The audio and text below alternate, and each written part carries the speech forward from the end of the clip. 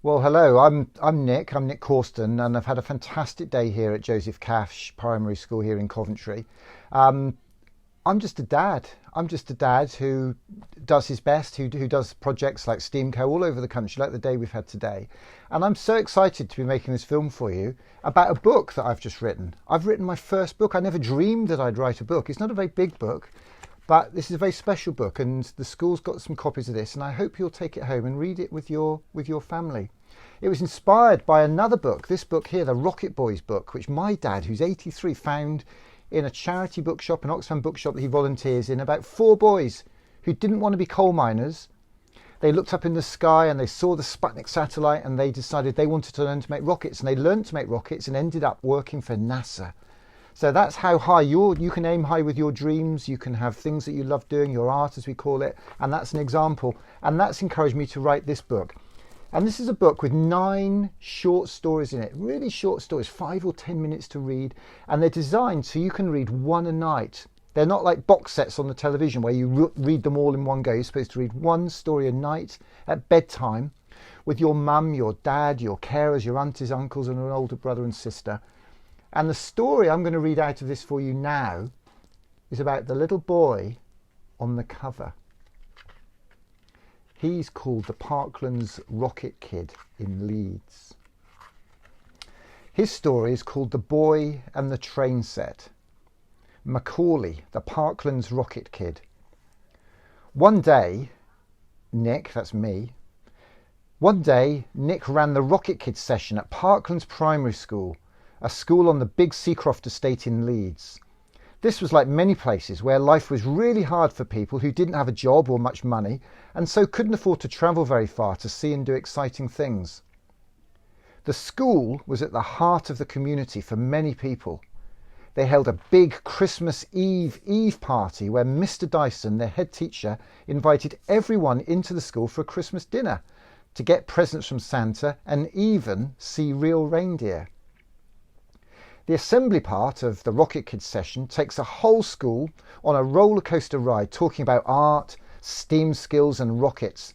Not only the paper air rockets that we made, the ones a little bit like this, but rockets like this, the dynamite rocket that we fired off at Joseph Cash Primary School today. It also talks about rockets like Stephenson's rocket locomotive, a train powered by the steam generated by a fire that boiled the water in its boiler. One day during the assembly at Parklands Primary, and just after talking about Stephenson's rocket, Nick noticed a little hand go up in the audience. The boy on the other end of the hand asked a question. "Why haven't you told us about steamboats?" he asked, and proceeded to tell everyone about the most famous steamship in the world, the RMS Titanic, that sank on its first trip after hitting an iceberg on its maiden voyage from Southampton to New York City in 1912. More than 1,500 people among the passengers and crew of around 2,224 died. He also told Nick that the steel that the Titanic was made from came from a nearby Yorkshire city called Sheffield, and how he'd seen the story in films Titanic 1 and 2. Nick was really impressed with this little lad, who later that day made a great rocket. His name was Macaulay, but we now call him the Parklands Rocket Kid, after the school that he came from. 2 years later, Nick saw a short film, a television advertisement for the John Lewis department store, about a boy who'd been given a piano for Christmas and how it changed his life. It showed how by working hard, the boy not only learned to play the piano, but became a very famous pop music star and made millions of pounds.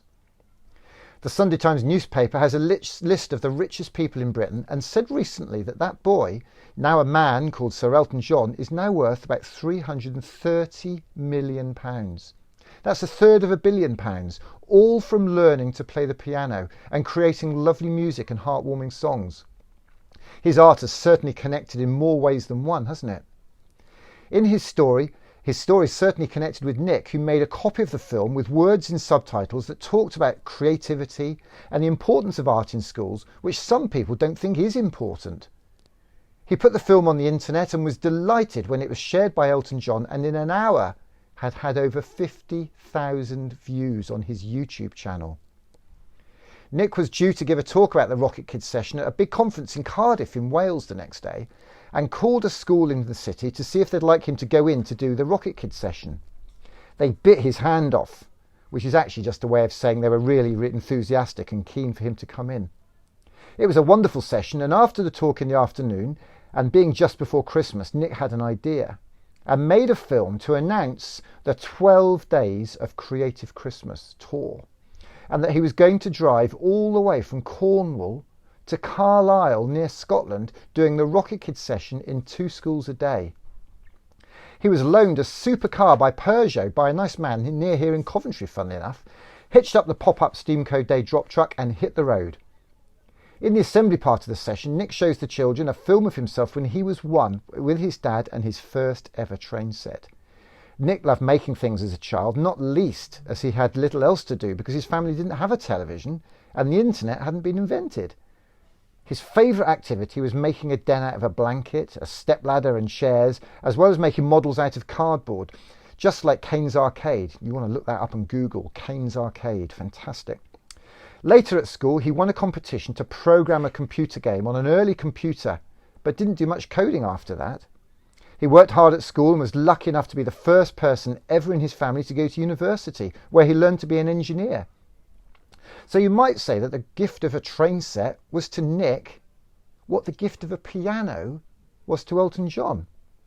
As Nick was driving into Bradford on the Christmas tour, he heard on the radio that a music teacher in the school that he was visiting that day had been shortlisted for the Global Teacher Prize as one of the best teachers in the world, for which the prize was $1 million.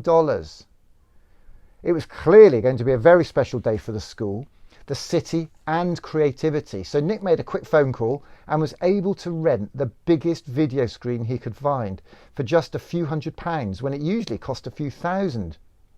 It was set up in the school playground, and Nick gave the Rocket Kids talk to thousands of people in the school community there in Bradford, which included people representing almost 100 different nationalities and languages. You can see 3 photographs of that on the back page of this book. Later, when he was in Sheffield, Nick popped into John Lewis and told the manager how their Christmas advert with Elton John had inspired him, and was delighted when they gave him a Lego train set that had caught his eye. A week later, on the 12th day of the tour, and after Nick had given the car back, the LNER train company gave Steamco a ticket to Leeds, where Nick went to see the most wonderful production of the High School Musical at Parklands Primary School. Afterwards, Nick went into the office of the headmaster, Mr. Dyson, and when the Parklands Rocket Kid came in, gave him a present, all nicely wrapped up. Can you guess what was in it? Yes, it was the Lego train set that John Lewis had given Nick.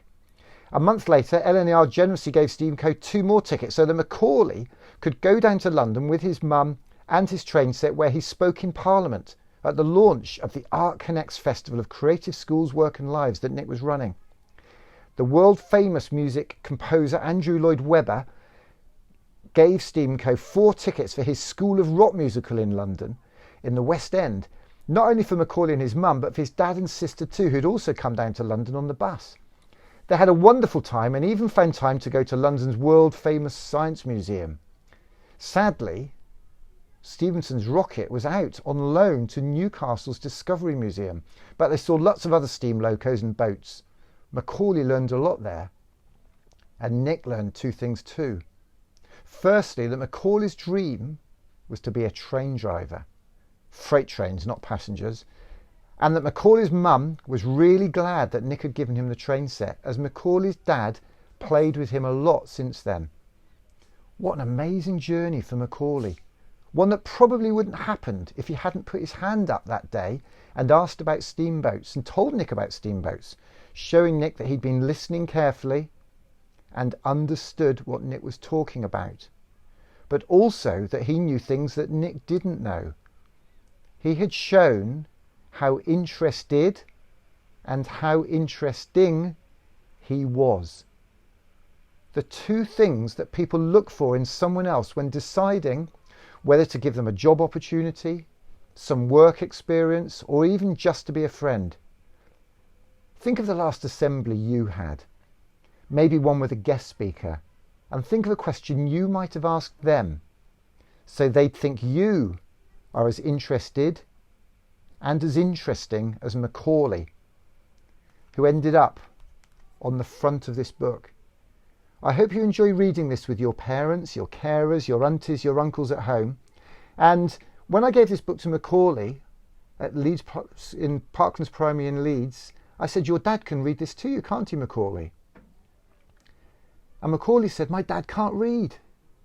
So Macaulay's going to teach his dad to read using this book. So even if your mum, dad, carer, auntie, uncle can't read, it doesn't matter.